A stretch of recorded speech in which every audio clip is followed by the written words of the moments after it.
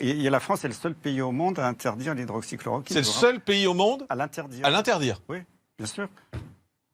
Mais alors que Raoult, il est chez nous, quoi. Oui, voilà. Donc, je ne comprends pas.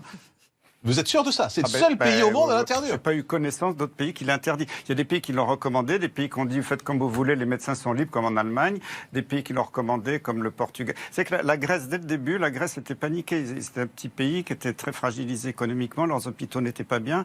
Ils ont confiné de façon très stricte dès le début, mais surtout, ils ont lancé une production d'hydroxychloroquine locale qui n'avait pas, et ils l'ont donné massivement aux malades. Regardez, la Grèce a un taux de mortalité qui est ridicule.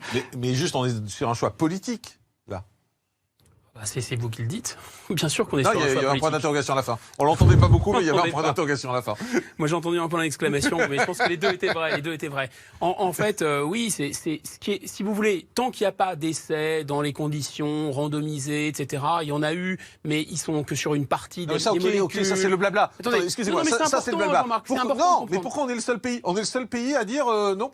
Non seulement on est le seul pays qui refuse, mais le plus étonnant, ce que j'allais dire par rapport à l'absence de tests, c'est qu'il y a deux biais dans ce cas. Soit le biais, c'est vous y croyez avant d'avoir la preuve scientifique, soit le biais, c'est vous ne voulez pas y croire. Or, toute la classe dirigeante française, dès qu'elle voit Panoramix, dès qu'on lui parle de monsieur Raoult, elle voit rouge, qu'il ferme sa gueule, etc. Enfin, on a l'impression que leurs yeux sortent des trous, ils sont injectés de sang. Comment ça, quelqu'un finalement des classes dirigeantes pourrait ne pas prendre fait et cause pour nous, il pourrait être proposé une solution, mais c'est insupportable, etc. Donc on arrive à ce paradoxe, effectivement, on ne sait pas très bien, toujours pas très bien si ça marche, ça ne marche pas, mais en tout cas, il n'y a pas de bénéfice. On écoute les médecins. Oui. Enfin, je sais pas, on a le professeur Christian Perron qui est là quand même et qui nous dit on l'autorise partout sauf chez nous. Ah, mais ça c'est fou. Mais ça c'est complètement fou. Je trouve ça dingue. Ça dit quelque chose de la détestation du peuple par les classes dirigeantes. Ça c'est sûr et certain. Et juste un point aussi, c'est qu'il était en vente libre avant, et qu'on en a tous pris pour ceux qui ont été dans des pays en Afrique notamment, pour lutter contre le paludisme.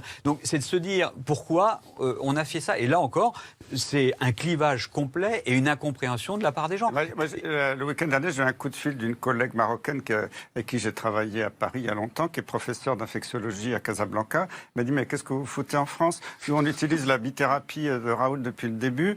Elle a dit, on est tous très contents, on guérit tout le monde. On a les problèmes cardiaques, on les gère avec nos cardiologues. Il n'y a pas de souci. Elle m'a dit, depuis le début de l'épidémie, j'ai passé que 2 malades en réanimation. Et vous savez que nous, on n'avait pas seulement la ligne Maginot, on avait aussi le colonel de Gaulle qui disait qu'il faut attaquer avec des chars. Mais enfin, c'est les Allemands qui l'ont fait, c'est pas nous. Et c'est pour ça qu'on est vraiment en stratégie. Et en stratégie, c'est là, le professeur Raoult, lui, il est dans une gestion de crise. C'est-à-dire, on prend les moyens que l'on a pour essayer de lutter contre les effets d'une crise.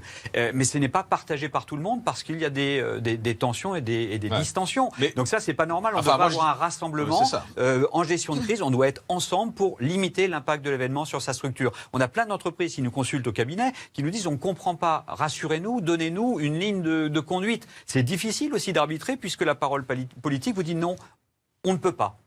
Mais on ne sait pas pourquoi. Non, mais c'est un grand provocateur, Raoult aussi. Oui, c'est un grand provocateur, bien sûr. Non, mais c'est vrai qu'entendre qu'on est le seul pays qui n'autorise pas, moi, je suis atterré. Honnêtement, je suis atterré. C'est la réalité.